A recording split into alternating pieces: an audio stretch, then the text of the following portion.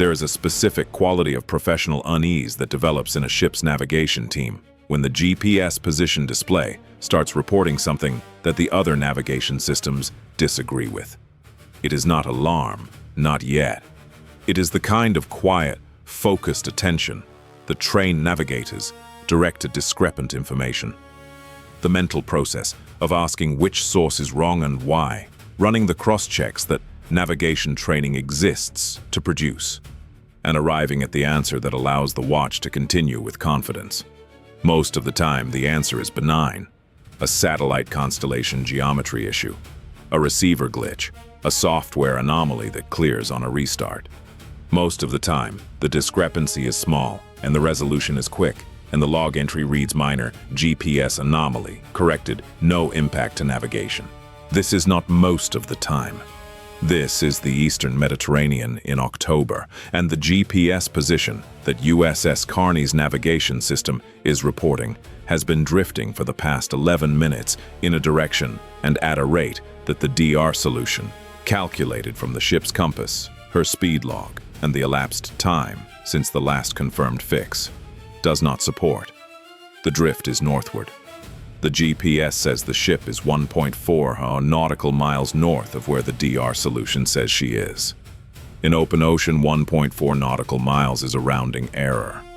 In the Eastern Mediterranean, where the Turkish coast is 31 nautical miles to the north, and the shipping traffic in this transit corridor is dense, and the chart is detailed with shoaling water and undersea cables, and the specific hazards that busy semi-enclosed seas accumulate over centuries of navigation.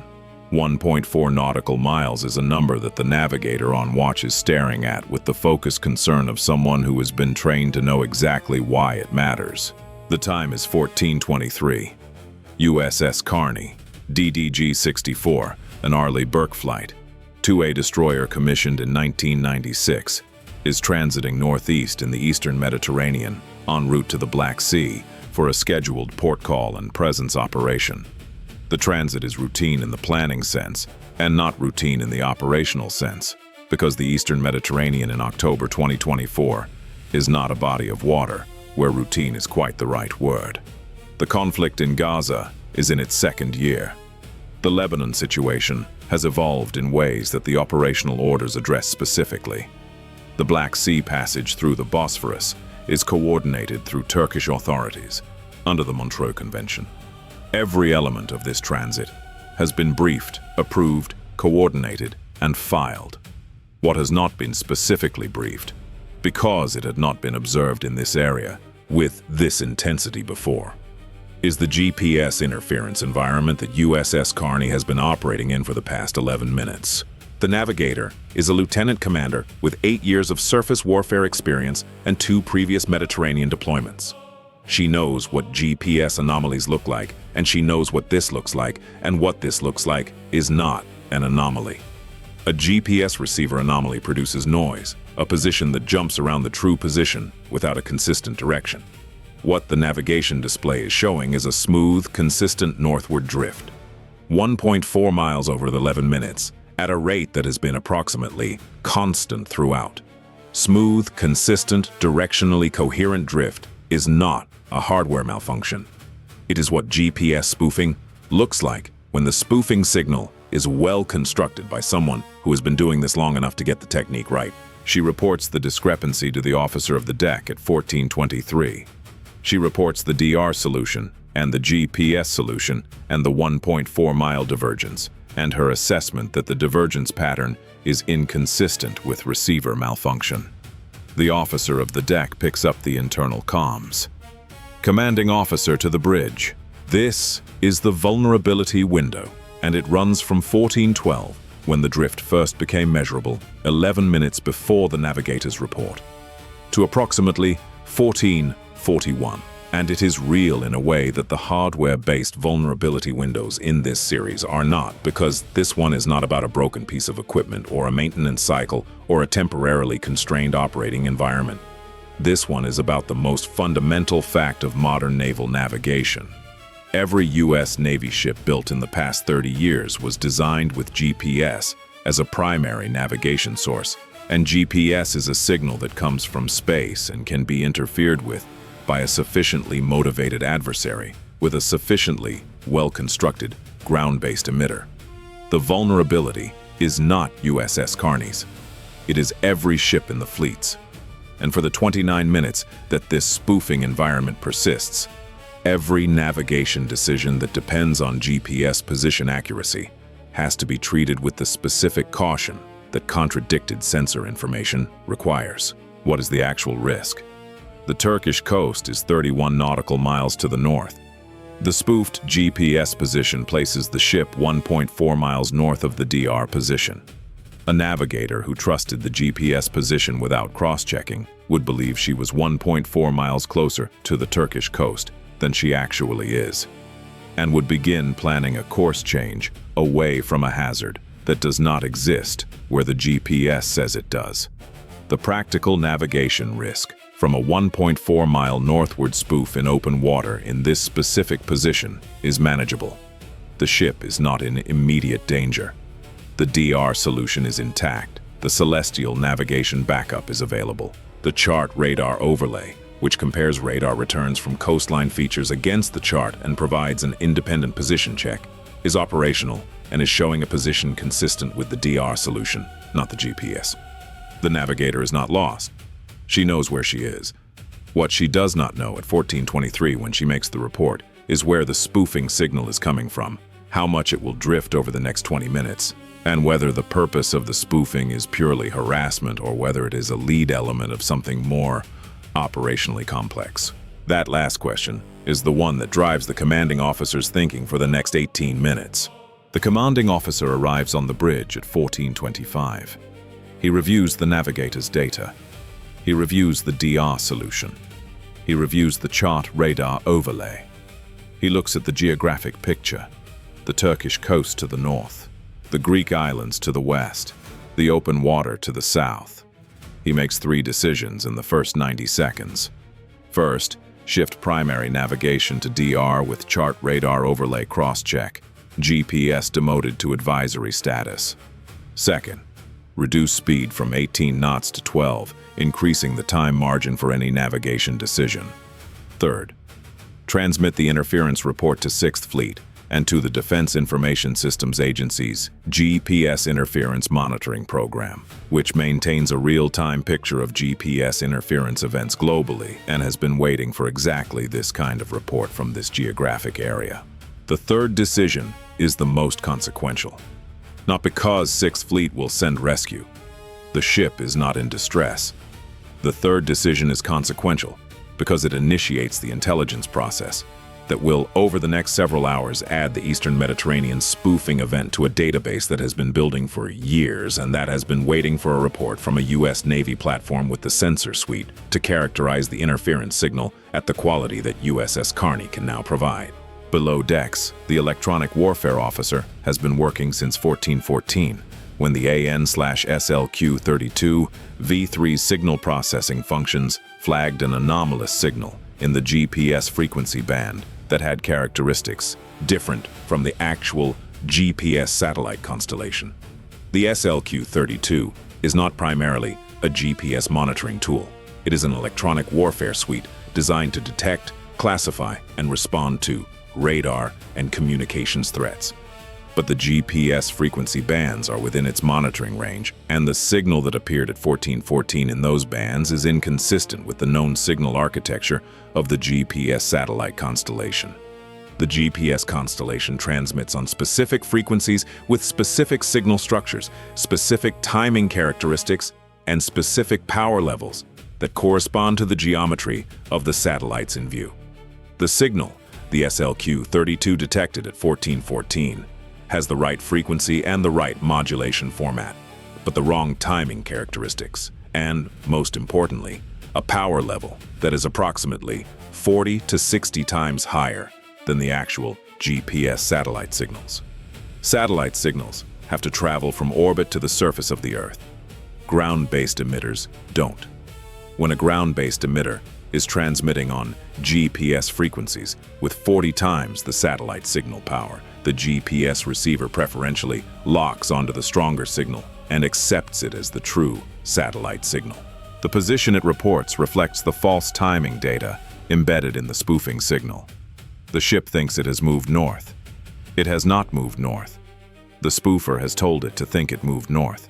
The SLQ-32's detection of the spoofing signal at 14:14, 9 minutes before the navigator's bridge report, is one of the most important data points of the afternoon. It means the electronic warfare officer has been collecting the spoofing signal's characteristics for 23 minutes by the time the commanding officer arrives on the bridge at 14:25.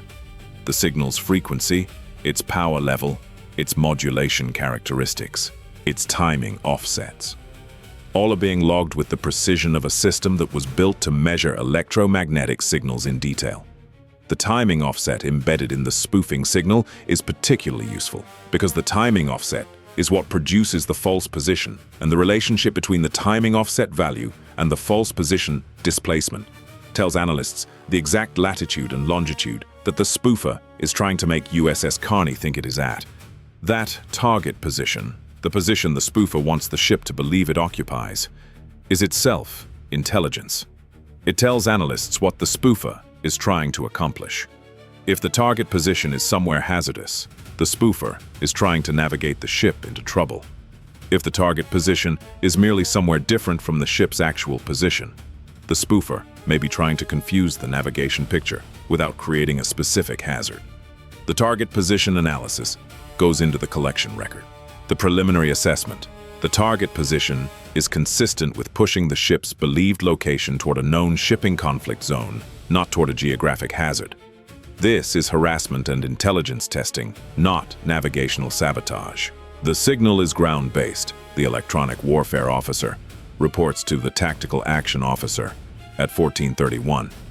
Power level is 43 times satellite equivalent.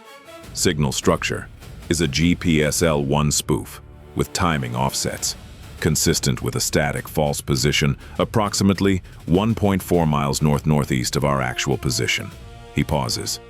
The signal is coming from the northeast, bearing approximately 045 to 055. Range estimate is indeterminate without triangulation, but the power level puts the emitter somewhere between 150 and 300 nautical miles. He marks the bearing. The bearing from the SLQ-32's signal direction finding capability is northeast. The northeast from USS Carney's current position in the eastern Mediterranean points generally toward the Black Sea coast. The Black Sea coast in October 2024 includes the coastlines of Russia, Ukraine, and Turkey, a geographic region that the GPS interference monitoring community has been documenting as a source of GPS spoofing activity for years. The bearing is consistent with a known interference pattern. The known pattern now has a high-quality direct measurement to add to its characterization database. Let us discuss the GPS spoofing phenomenon, because it represents a threat modality that differs fundamentally from every other in this series. There are no missiles. There are no aircraft. There is a radio transmitter somewhere between 150 and 300 nautical miles from USS Carney, broadcasting on GPS frequencies with 43 times satellite signal power. The transmitter fits in a shipping container. It costs between $500,000 and $2 million to build. The GPS constellation it is impersonating cost $13 billion and costs $2 billion per year to operate. The point is not the cost ratio. The point is that the spoofer does not need to harm anything. It needs to create enough navigational uncertainty that the watch team spends 29 minutes working the problem. The demonstration that the GPS signal can be manipulated at moderate cost and reasonable effort is itself the operational product. USS Carney's watch team is producing the correct response to this demonstration, and the correct response is thorough, professional, and not particularly stressful for a crew that has trained for exactly this scenario. The DR solution is solid. The chart radar overlay confirms it. The celestial navigation backup is available if needed. The ship is proceeding at 12 knots on a course that the navigator has verified is clear of hazards on the non-spoof chart position. The commanding officer is on the bridge and is satisfied with the navigation picture. The EW suite is collecting the spoofing signal in detail. Everything is working as designed. The ship is not in danger. The ship is in an intelligence collection opportunity. At 14:38, the electronic warfare officer reports a change in the spoofing signal. The timing offset has increased. The false position the spoofer is generating has shifted from 1.4 miles north to approximately 1.9 miles north. The drift is continuing. The spoofing system is either programmed to produce a continuously increasing false displacement, or someone is manually adjusting the timing offset upward. The EW officer notes the drift rate and calculates the extrapolated false position. If the drift continues at the current rate, in 40 minutes, the spoofed GPS would indicate a position approximately 4.5 miles north of the actual position.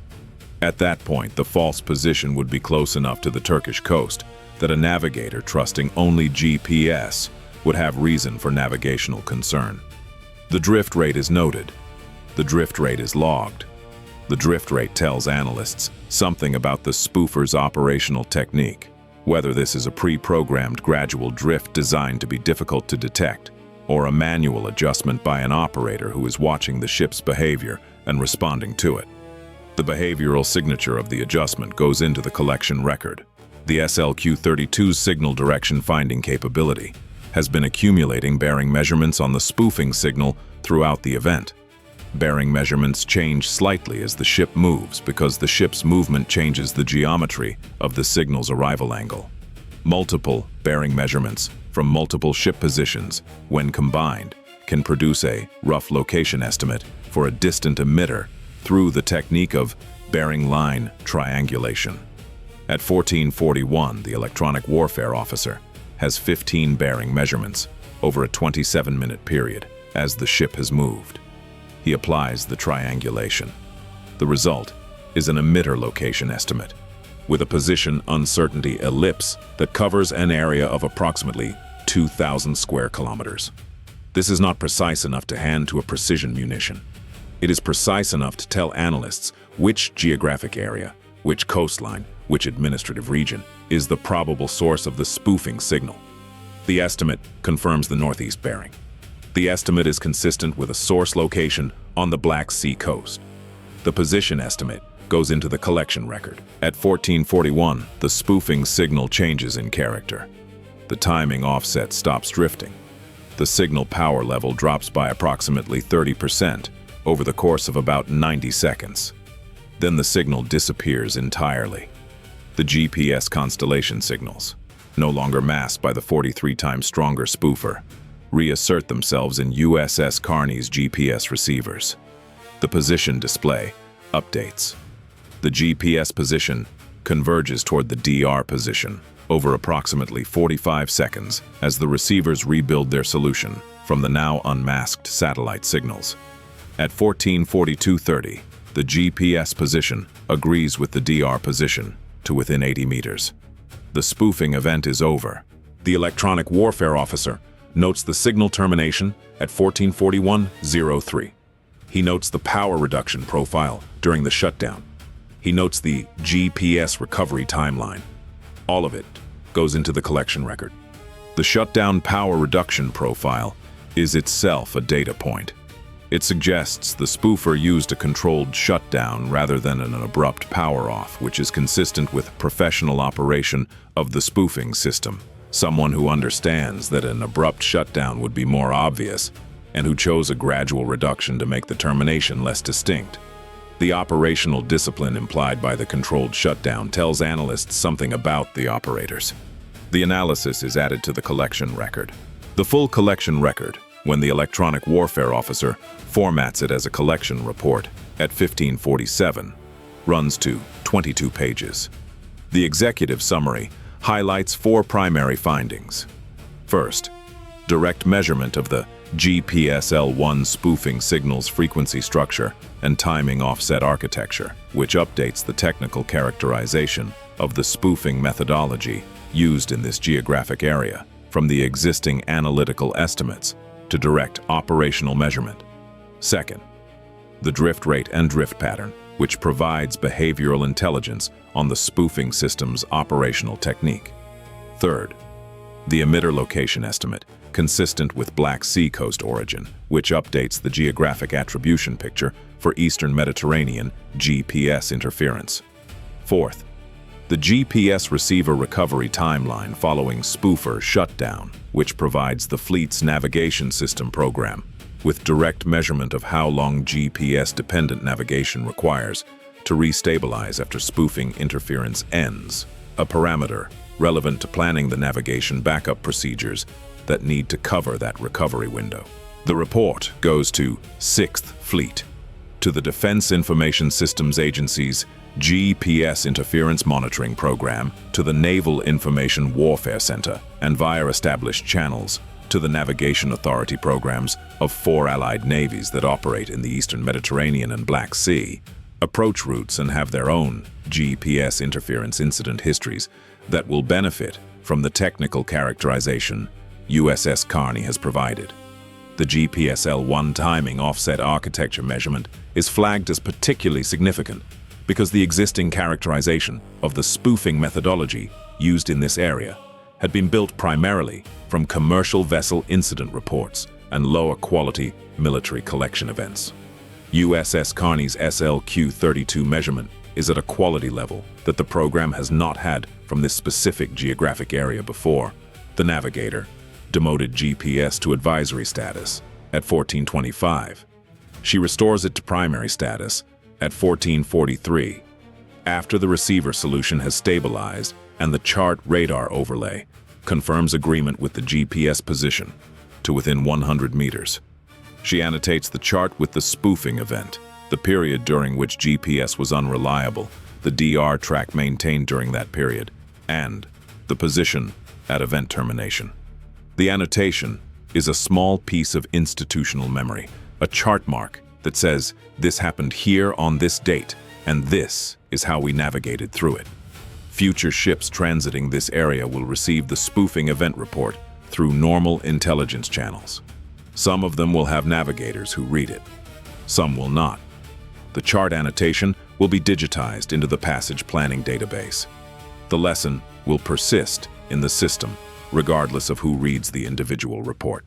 USS Carney continues her transit at 12 knots for approximately 20 minutes after the GPS restoration, while the navigator confirms the position agreement is stable and the EW officer confirms no residual interference signals in the GPS frequency band. At 15:03, the commanding officer approves resuming 18 knots. The transit schedule has been delayed by approximately 22 minutes due to the speed reduction. The port call timeline is not affected. The delay is noted in the track record. The commanding officer writes his situation report at the chart table, which is where commanding officers write situation reports when they have just spent 41 minutes on the bridge working a GPS spoofing event in the Eastern Mediterranean. The report covers the detection, the navigation backup procedures, the EW collection, and the outcome. It takes 31 minutes to complete to his standard. He submits it at 15:34. He returns to his sea cabin. He notes in the personal observation that goes into his private record, rather than the official one, that the response worked exactly as trained. The DR backup was ready. The chart radar overlay was ready. The EW collection was running before the bridge team even identified the problem. 11 minutes of collection before the navigator's report. The system caught it, characterized it, and continued the mission. This is what training produces. This is what having backup systems produces. He does not note, in the official report or the private record, that the total cost of the spoofing event to the U.S. Navy was 22 minutes of delayed transit and a 22-page collection report. The cost to whoever operated the spoofing system was the operational exposure of their system's technical characteristics to the SLQ-32, the GPS-L1 timing, offset architecture, the drift rate, the emitter location estimate, the shutdown profile, all of it logged, all of it transmitted, all of it in the relevant program offices. Before USS Carney clears the Eastern Mediterranean, the 22-minute transit delay and the 22-page collection report are not equivalent in their operational significance. One of them changes something. It is not the delay. Now, the Russian Ministry of Defense does not acknowledge GPS interference operations. This is a firm institutional position that has been maintained consistently, regardless of the volume of commercial navigation incident reports, academic research papers, aviation safety bulletins, and intelligence assessments that document Russian GPS spoofing activity in the Black Sea, Eastern Mediterranean, and Baltic Sea regions. The position is that Russia does not conduct GPS spoofing.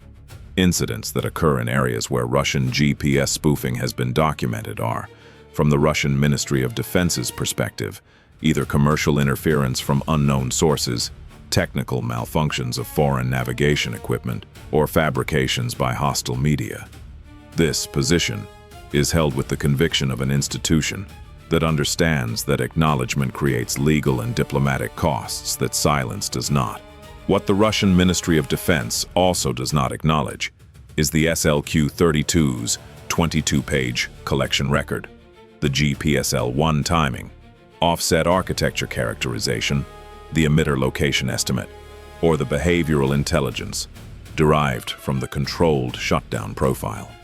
The spoofing system continues to operate, presumably, in the geographic area where the emitter location estimate places it. The next ship that transits the Eastern Mediterranean with an electronic warfare suite will be receiving the updated technical characterization that USS Carney produced. The spoofing signal that fooled USS Carney's GPS for 29 minutes will not fool a receiver that has been updated with the specific timing offset architecture that makes it susceptible, because receivers can be updated to reject specific spoofing signal structures once those structures are characterized.